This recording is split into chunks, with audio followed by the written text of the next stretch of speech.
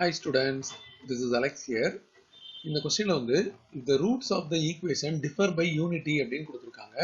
So நம்ம roots எடுக்கும்போது let the roots are let the roots are அப்படின்னு போட்டுட்டு ஒன்று ஆல்ஃபாவும் இன்னொன்று ஆல்ஃபா பிளஸ் ஒன் அப்படின்னு எடுத்துருக்கேன். இப்போ இதோட சம் ஆஃப் த ரூட்ஸ் அப்படின்னு எடுக்கும்போது சம் ஆஃப் ரூட்ஸ் இதை ஆட் பண்ணால் 2 alpha plus 1 வரும். பட் இந்த ஈக்குவேஷன் வந்து மைனஸ் பி பை ஏ நடக்கணும். இப்போ வெறும் பி மட்டும் வரும். இப்போ இதே மாதிரி நம்ம ப்ராடக்ட் எடுக்க போகிறோம். Product of roots.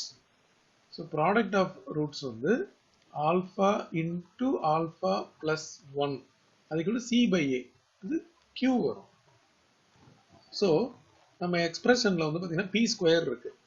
ஸோ நம்ம முதல்ல என்ன பண்ணலாம் அப்படின்னா LHS எடுத்துக்கலாம். நம்ம ப்ரூவ் பண்ண வேண்டிய LHSல p ஸ்கொயர் இருக்கு. ஸோ p ஸ்கொயர் அப்படின்னா 2 ஆல்ஃபா பிளஸ் 1 ஹோல் ஸ்கொயர் அப்படின்னு வரும்.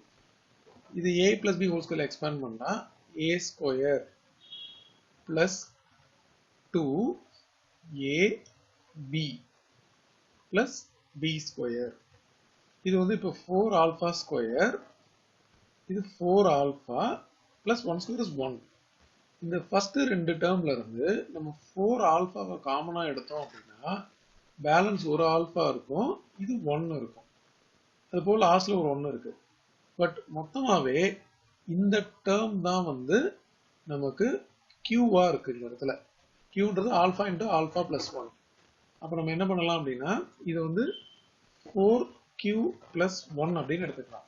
ஸோ நம்ம LHS p ஸ்கொயர் எடுத்தோம், other side RHS 4q plus 1 வந்துருச்சு. ஸோ ஈக்குவல் டு RHS அப்படின்னு போட்டுக்கலாம். அதனால hence proved.